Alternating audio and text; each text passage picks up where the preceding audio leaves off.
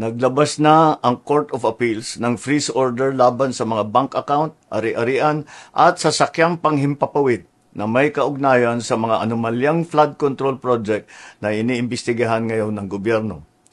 Sakop ng freeze order ang mga account at ari-arian ng Silver Wolves Construction Corporation at Skyyard Aviation Corporation, pati na rin ang mga personal account at asset ng mga individual na nasangkot sa investigasyon.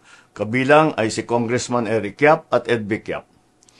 May mahigit 16 billion na ang pumasok sa mga transaksyon ng Silver Wolves mula 2022 hanggang 2025. Nakaramihan ay may kaugnayan sa mga flood control project ng DPWH.